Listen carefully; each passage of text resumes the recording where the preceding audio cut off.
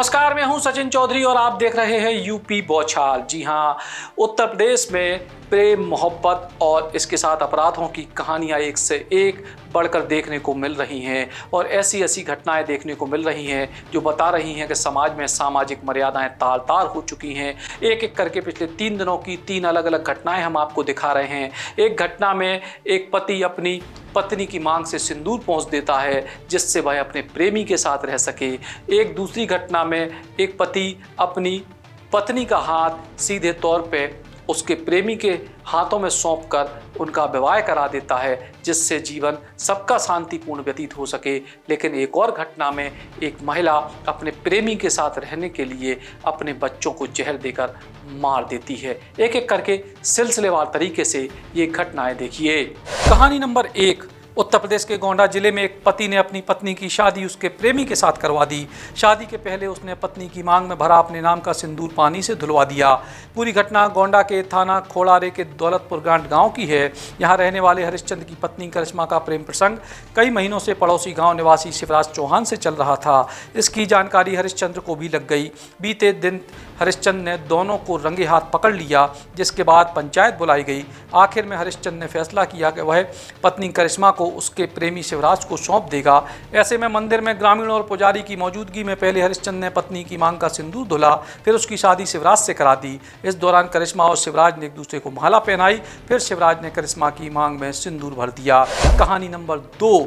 उत्तर प्रदेश के जौनपुर की। यहाँ पत्नी की हरकतों से परेशान पति ने अपनी पत्नी के प्रेमी से उसकी शादी करा दी। पत्नी को कई बार समझाने के बाद भी जब पत्नी नहीं मानी तो उसने यह कदम उठाया।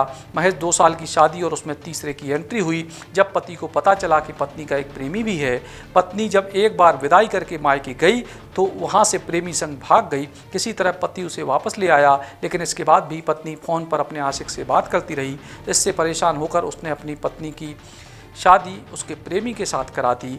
ये शादी सुईथा कला थाना क्षेत्र के सराय मोहद्दीन बाजार स्थित दुर्गा मंदिर में बीते मंगलवार को हुई। कहानी नंबर 3। जब 19 जून 2025 को पश्चिमी उत्तर प्रदेश के मुजफ्फरनगर के भोपा कस्बे के रोडकली तालाब अली गांव में 2 बच्चों की चारपाई पर लाश मिली। मां मुस्कान से पूछताछ हुई तो अलग कहानी सामने आई। दरअसल इन बच्चों की मां मुस्कान का अपनी बुआ के बेटे जुनैद के साथ अफेयर चल रहा था।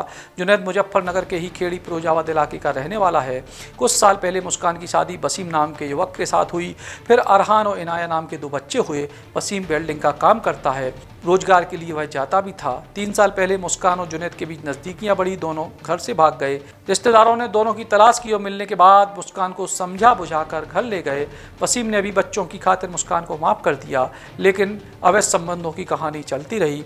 इसके बाद जुनैद और मुस्कान ने निकाह करने का फैसला किया, लेकिन जुनैद ने शर्त रख दी। उसने कहा कि वह वसीम के दोनों बच्चों को अपने साथ नहीं रखेगा।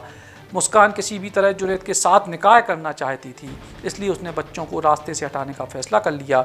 19 जून को जब वसीम काम के लिए बाहर गया तो जुनैद ने बच्चों के लिए रसगुल्ले और जहर की गोलियां लाकर मुस्कान को दी। मुस्कान ने इन गोलियों को पीसकर रसगुल्लों के साथ मिला दिया। बच्चों ने ये मौत वाले रसगुल्ले खा लिए। उन्हें अंदाज़ा भी नहीं था कि जिन माँ के हाथों को सिरहाना बनाकर वो चैन की नींद सोते हैं, वही हाथ आज उन्हें मौत की नींद सुला रहे हैं। पुलिस ने मुस्कान को गिरफ्तार कर लिया है, लेकिन उसका प्रेमी जुनैद अभी फरार है। तो देखा आपने किस तरीके से समाज में रिश्ते मर्यादाएं समाप्त हो रहे हैं और इसकी जिम्मेदारी आखिर किसकी है? क्या सांस्कृतिक नैतिक मूल्यों का पतन हो रहा है या फिर यह सब पश्चिमी सभ्यता का असर है जो हमारे भारत पर, हमारे उत्तर प्रदेश पर लग चुका है? नमस्कार।